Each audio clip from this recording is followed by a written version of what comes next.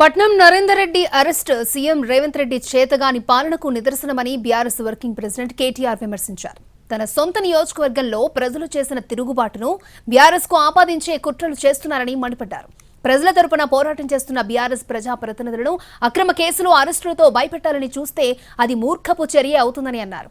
కొడంగల్లో రైతులు రగిలిపోతూ ఉంటే మహారాష్ట్రలో ముఖ్యమంత్రికి ఏం పని అని మండిపడ్డారు కేటీఆర్.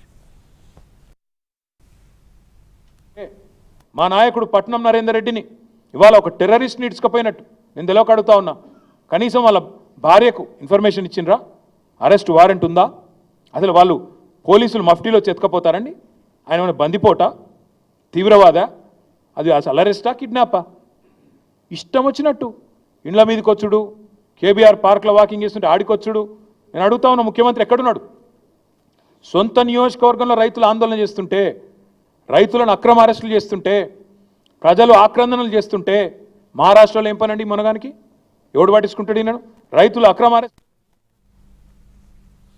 కొడంగల్లో జరిగింది కుట్ర కాదని రైతుల తిరుగుబాటు అని అన్నారు కేటీఆర్. 6 నెలలుగా రైతులు అన్ని పార్టీ నేతలను కలిశారన్నారు. ముఖ్యమంత్రిని సైతం కలిసి ప్రతిపాదనలు వెనక్కి తీసుకోవాలని కోరినా వినిపించుకోలేదు అన్నారు. రైతులు రగులుతూ ఉంటే ముఖ్యమంత్రి మహారాష్ట్రలో ఏం చేస్తున్నాడని ఆగ్రహం వ్యక్తం చేశారు కేటీఆర్. మొన్న సంగారెడ్డి జిల్లా న్యాల్కల్ అక్కడ కూడా గొడవ జరిగింది. అక్కడ కూడా రైతులు మా భూములు ఇవ్వమని చెప్పి రోడ్డు ఎక్కినారు. 6-8 నెలల నుంచి నడుస్తున్న కథ రగులుతోంది కొడంగల్.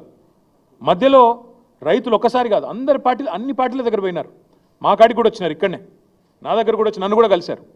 తర్వాత బీజేపీ ఆఫీస్కి పోయినారు, అందరి దగ్గర పోయినారు. ముఖ్యమంత్రి గారిని కూడా కలిసినారు. కలిసి చెప్పినారు, సార్ ఇది మంచిది కాదు, విరమించుకోండి. మొత్తం లంబాడ రైతులు అక్కడ గిరుకున్న అనాలోచిత పిచ్చి నిర్ణయం వల్లనే కొడంగల్ రగులుతున్నది. మమ్మల్ని ఉద్ధరిస్తాడనుకుని గెలిపించిన ఎమ్మెల్యే ఎక్కడున్నాడండి? నాకు అర్థం కాదు.